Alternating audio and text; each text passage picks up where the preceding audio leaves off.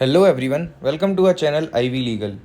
In continuation to Indian Evidence Act lecture series, in our today's video, we are going to talk about Section 115 of Indian Evidence Act.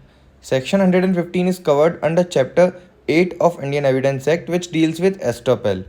Estoppel से मतलब यहाँ पर क्या है, तो इसको इंट्रोड्यूस करने से पहले इस टॉपिक को we will first discuss about estopped का मीनिंग क्या है. Estopped means stopped, which means a person is not allowed or permitted to speak contrary to his earlier statement. अगर आज मैं किसी चीज़ को कन्फेस कर लेता हूँ, अगर आज मैं बोलता हूँ कि XYZ कंपनी में I am an employee, then later on I can not make any statement which is contrary to this statement. मतलब कि मैं आगे बाद में कभी ये नहीं बोल सकता कि no I am not an employee of an XYZ company.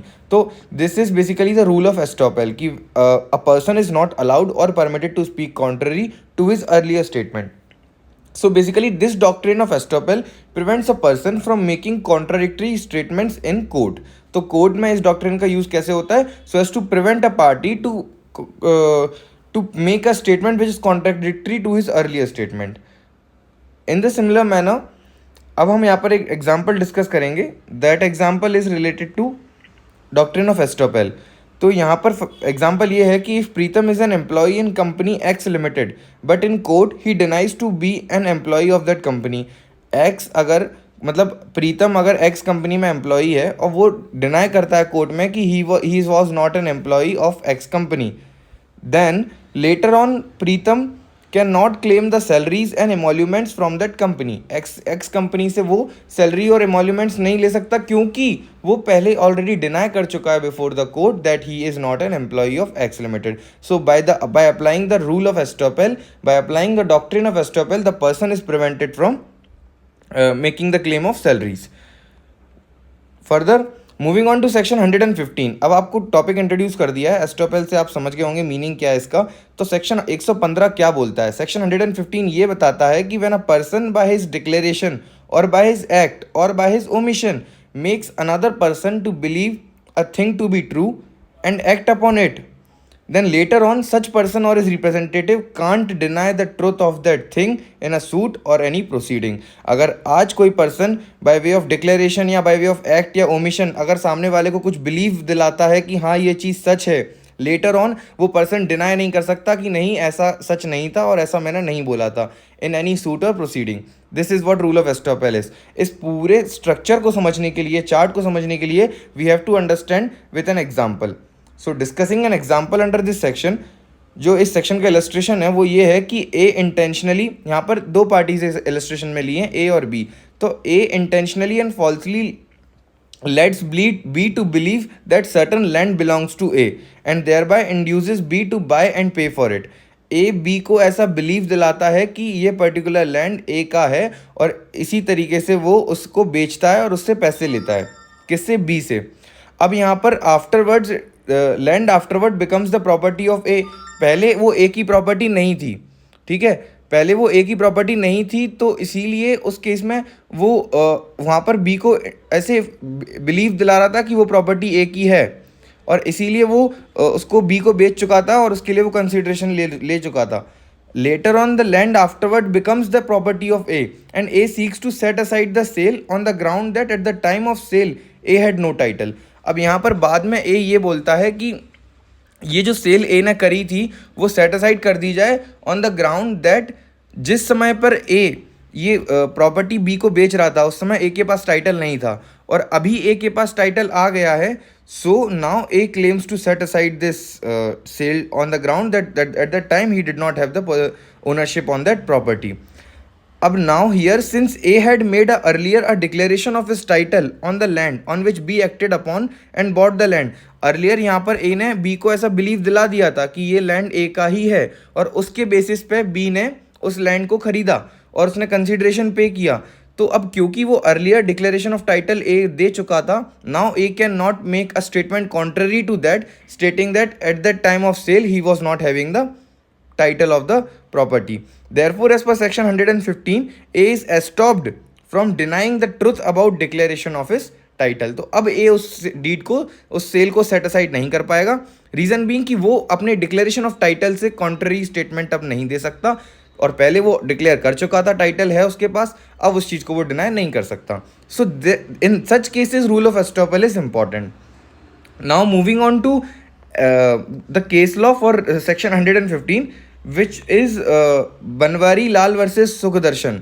Banwari Lal versus Sukhdarshan में क्या हुआ कि Supreme Court has laid down certain principles with regard to doctrine of estoppel, and the first was that doctrine of estoppel in this section is not a rule of equity but a rule of evidence which is formulated and applicable in courts. तो rule of estoppel is a doctrine of estoppel is a rule of evidence. तो उसको उसी basis पे use किया जाएगा as in while admitting an evidences where a person will not be allowed to make statement contrary to his earlier statement. The second principle was that it prevents a person from denying truth of some statement previously made by himself. ये हमने वही है जो अभी हमने पढ़ा था. So this was held by Supreme Court in the case of Banwari Lal. अब इम्पॉर्टेंट है यहाँ पर ये जानना कि what are the exceptions to doctrine of estoppel. जब वर्ड एक्सेप्शन यूज होता है तो हमको ये समझना है कि मतलब एक्सेप्शन अगर है इसके तो दैट मीन्स कि person is allowed to make the statement contrary to his earlier statement. क्योंकि रूल ऑफ एस्टॉपल क्या बोलता है कि person is not allowed, person is prevented from, person is not permitted from making a statement which is contrary to his earlier statement. But exception बोलता है कि person is allowed. तो person is allowed to make a statement contrary to his earlier statement in certain situations, and those situations are as follows. The very first is no estoppel against a minor. in minor के cases में minor अगर कोई statement अपना पहले दे देता है तो उसके contrary आगे वो statement दे सकता है और rule of estoppel के through वो बार नहीं होगा. The second thing is when true facts are known to both the parties. अगर दोनों पार्टीज को पता है कि सच क्या है उसके बाद फिर कोई party rule of estoppel claim नहीं कर सकती. उसके बाद थर्ड है कि फ्रॉड और negligence on the part of other party. इसका मतलब ये है कि फ्रॉड और negligence on the part of other party से यहाँ पर मतलब है कि अगर जो पार्टी अगर सामने वाली पार्टी ने फ्रॉड एक्सरसाइज किया है या फिर उसके पास ड्यूटी थी to conduct a due diligence before entering into any contract, अगर उसने वो ड्यू डिलिजेंस नहीं कंडक्ट किया है, अपनी ड्यूटी फुलफिल नहीं की है, if that party was himself negligent और if that party has himself committed a fraud, then in those cases the person will not then in that case the person is prevented from applying the rule of estoppel against the other party. ये हो गया fraud और negligence on the part of other party. अगर other party के part पे अगर fraud और negligence हो रहा है तो रूल ऑफ एस्टॉपल यूज नहीं हो सकता.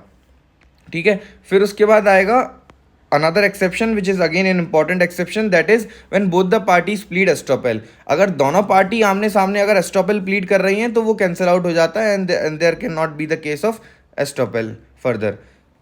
No estoppel on the point of law. Another exception is कि पॉइंट ऑफ लॉ के कोई पॉइंट पे कोई एस्टॉपल नहीं हो सकता. It only refers to a facts. ठीक है, फॉर एग्जाम्पल अगर पार्टीशन डीड है तो पार्टीशन डीड में आप एस्टॉपल क्लेम नहीं कर सकते on the ground that it was not registered on the want of law.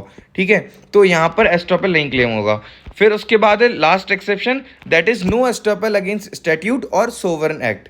Statute और सोवरन एक्ट से यहाँ पर मतलब है कि अगर कोई भी राइट अगर किसी पर्सन के पास स्टैट्यूट्स के थ्रू अगर अवेलेबल है और वो राइट अगर वो एक्सरसाइज करता है, अगर आज वो अपना राइट एक्सरसाइज नहीं कर रहा तो later on you can't say that since person has waived off his right today he can not claim it in future. ऐसा आप नहीं बोल सकते. He is not estopped from claiming that right in future. He can avail that right in future because that is a right given by a statute or given by a sovereign act, and estoppel does not apply on sovereign acts or statutes. So if a person is given a right under a statute and he gives them up at one stage voluntarily and later on tries to enforce those rights, then no estoppel can be invoked against him. अगर आज वो voluntarily कोई right अपनी give up कर देता है और later on अगर उसको क्लेम करता है, लेटर ऑन एक्सरसाइज करता है वो राइट, तो he will not be stopped on the ground कि earlier he has already waived his right. Alright, so example से अगर इसको समझना चाहें तो हम देख सकते हैं under rent control act if the landlord can demand from his tenant only a fair and standard rent. Rent control act के अकॉर्डिंग, जो भी स्टेट का रेंट कंट्रोल एक्ट होगा उसके अकॉर्डिंग लैंडलॉर्ड टेनेंट से कुछ फिक्स फेयर और standard amount of rent ले चार्ज कर सकता है.